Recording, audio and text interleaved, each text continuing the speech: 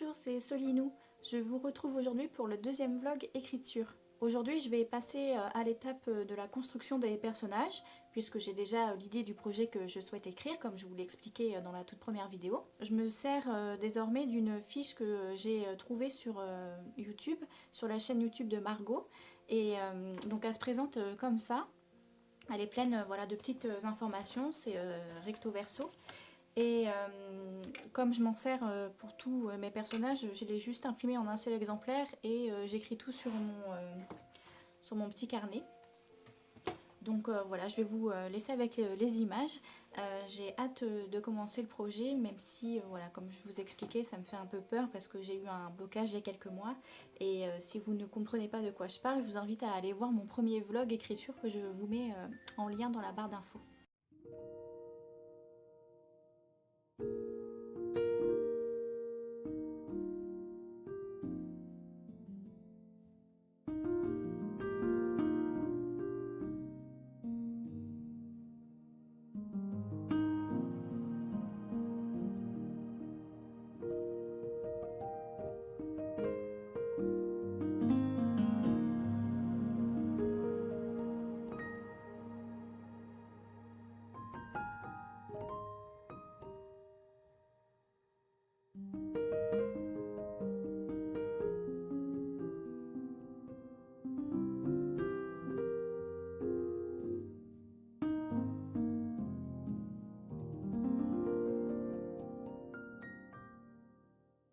Deux heures plus tard, j'ai terminé les personnages.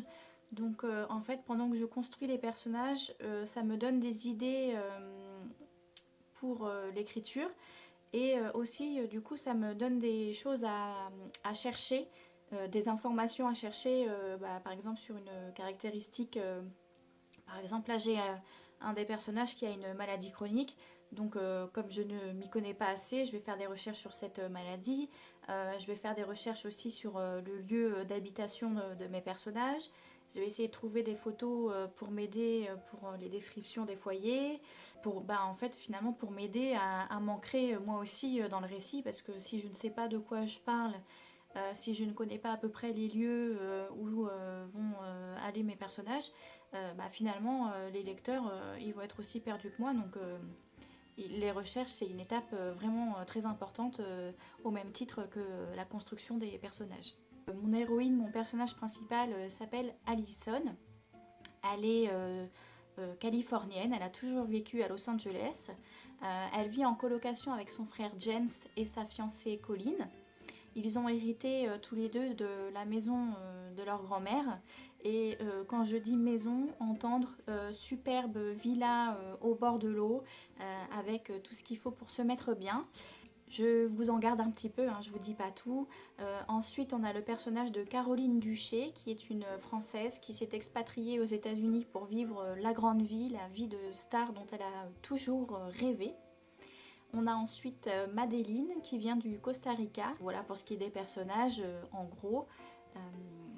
Je suis contente parce que ça a bien été, la construction des personnages, ça a été quand même assez fluide. Je me suis pas non plus énormément pris la tête. Je savais ce que je voulais déjà un petit peu dans l'histoire. Je savais quel thème je voulais aborder. Donc ça a été quand même assez simple. Ça a été assez naturel en fait de construire tous ces personnages. Je me suis bien aidée du coup de la fiche dont je vous parlais. C'est vraiment un outil qui me semble maintenant indispensable. Avant je faisais un peu la même chose mais elle n'était pas aussi complète. Et souvent, du coup, je me perdais des fois dans mes romans. Je sais que j'ai des personnages qui changeaient de couleur d'yeux ou de cheveux parce que j'étais un peu perdue et que je l'avais noté nulle part et que j'avais pas envie de retourner au départ au début de mon roman pour essayer de trouver. Donc je me disais, je verrai en correction et puis des fois ça passait à la trappe. Et puis voilà pour ce qui est des personnages.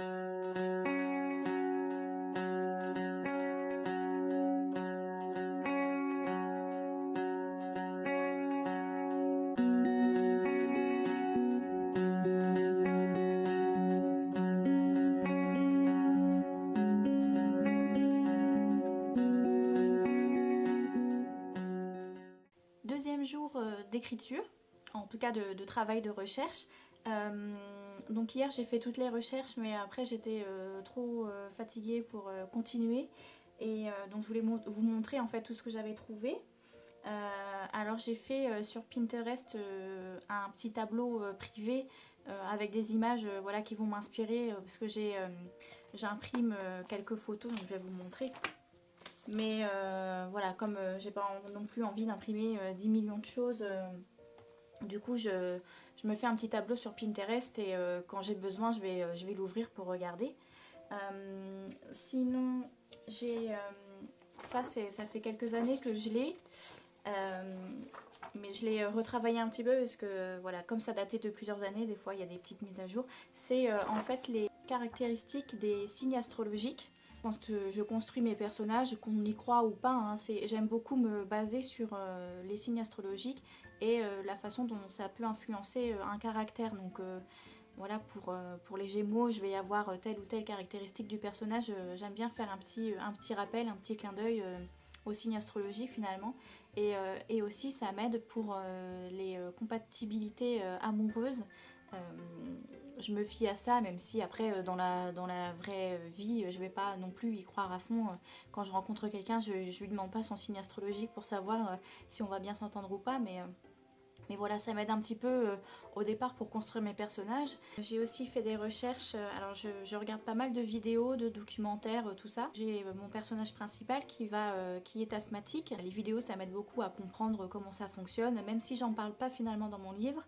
Mais de savoir ce que c'est, de comprendre ce que c'est, ou en tout cas d'essayer de comprendre les conséquences sur la vie de quelqu'un.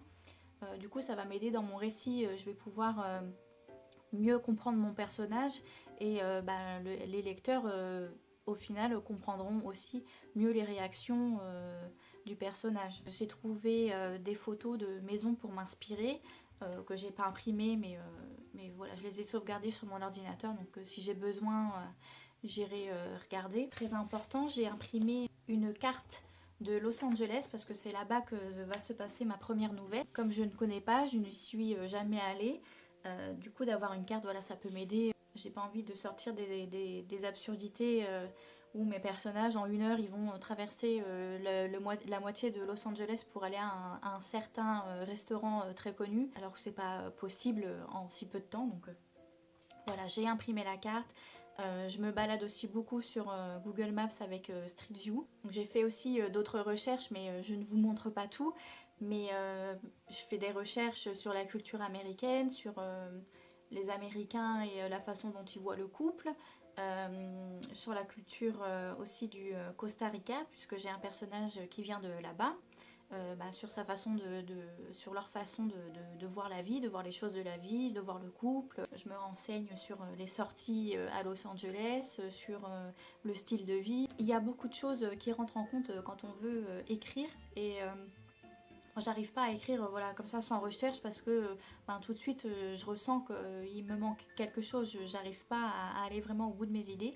Donc voilà, comme je disais, les recherches et la construction des personnages, c'est vraiment 2 étapes, je trouve, qui sont très importantes et même les plus importantes. Voilà pour ce qui est de l'étape, en tout cas de la construction des personnages et des recherches.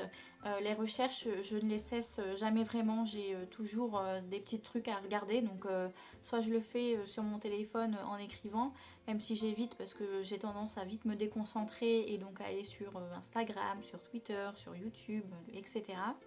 Donc voilà, si j'ai toujours des petites recherches à faire, je les note sur mes post-it qui ne me quittent jamais et puis je les fais dans la journée ou le lendemain, je note tout ou j'imprime comme je vous le montrais.